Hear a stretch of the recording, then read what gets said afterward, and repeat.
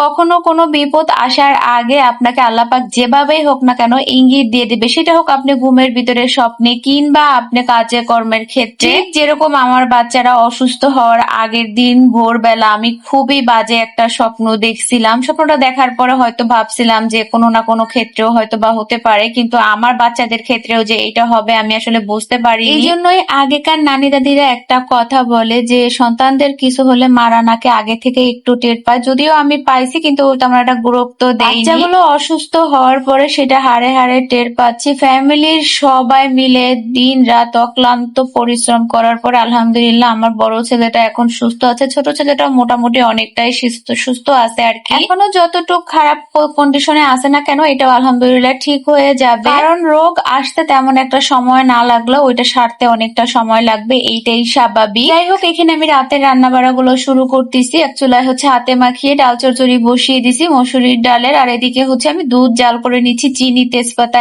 এলাচ এগুলো দিয়ে। সন্ধ্যায় খাওয়ার জন্য আমার বাসায় কোনো নাস্তার আইটেম ছিল না, বাসায় অনেক সিমাই ছিল, এই জন্য ভাবলাম তাহলে একটু দুধ দিয়ে সিমাই রান্না করি। তাছাড়া আমার শাশুড়ি বারবার বলতেছিল তার নাকি ক্ষুধা লাগছে। এই কথা শোনার পর তারা বললাম তাহলে আপনি একটু বসেন, আমি সিমাই রান্না করে দিই, বেশি একটা সময় লাগবে না। দুধটা অল্প ছিল, গুঁড়ো দুধ মিলিয়ে তারপরে সিমাইটা আমি রান্না করছি। এদিকে আমার ডাল চচ্চড়িটাও হয়ে গেছে, মাশাআল্লাহ দেখেন কি সুন্দর কালার আসছে, আর উপর দিয়ে ধনিয়া পাতা দিয়ে এখন আমি নামিয়ে নিব। ইদানিং না সন্ধ্যা আর মাগরিবের আজানটা দিলে না এত পরিমাণে ক্ষুধা লাগে, আসলে কিছুতেই কিছু মানে না। কিন্তু আমি আবার যদি ওই টাইমে নাস্তাটা খাই তাহলে রাত্রে আর ভাতটা খেতে পারি না। সিমাইটা রান্না করা শেষ হয়ে যাওয়ার পর আমি আমার শাশুড়িকে খেতে দিয়ে আমি এখানে চলে আসছি আলু ভাজিটা করার জন্য। আর দেখেন আমার বাসায় আলু ভাজি করতে গেলে কি পরিমাণ তেল দেয়া লাগে, মানে আলুর চাইতে তেলের পরিমাণটা বেশি দেয়া লাগে। আমরা সবসময় দেখে আসছি সামান্য পরিমাণে একটু তেল দিয়ে আলু ভাজি করে, কিন্তু আমার ক্ষেত্রে হচ্ছে আলু দিয়ে তেল ভাজি করি, এরকম একটা ব্যাপার। আলুগুলোর সাথে একেবারে পেঁয়াজ, মরিচ, টমেটো, লবণ, তারপর হলুদের গুঁড়ো সবকিছু দিয়ে আমি এখন চুলার আঁচটা একদম বাড়িয়ে দিয়ে আলুগুলো ভাজি করে নিব। আপনাদের ভাইয়া হচ্ছে এইভাবে বেশি করে তেল দিয়ে মুচমুচে আলু ভাজিটা খেতে পছন্দ করে। মাঝে মধ্যে তো সে নিজেই বলে যে এইটা সেটা ভাজি না করে আমার জন্য বেশি করে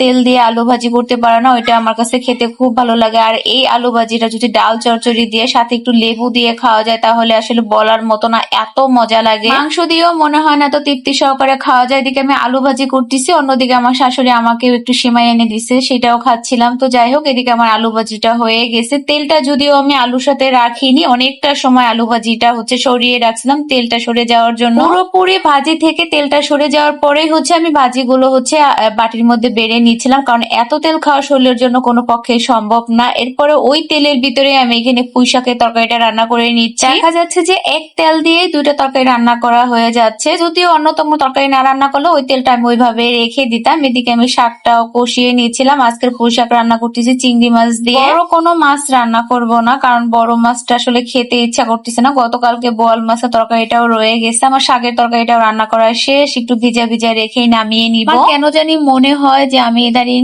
নামাজ কালাম পড়ি না দেখে আমার বাচ্চারা হুটহাট করে অসুস্থ হয়ে যাচ্ছে। তো ইনশাআল্লাহ খুব দ্রুতই নামাজ কালাম পড়া শুরু করে দেবো। রান্না বাড়া শেষ, এদিকে কিছু কাপড় চোপড় ছিল সেগুলো বাস করে নিচ্ছি।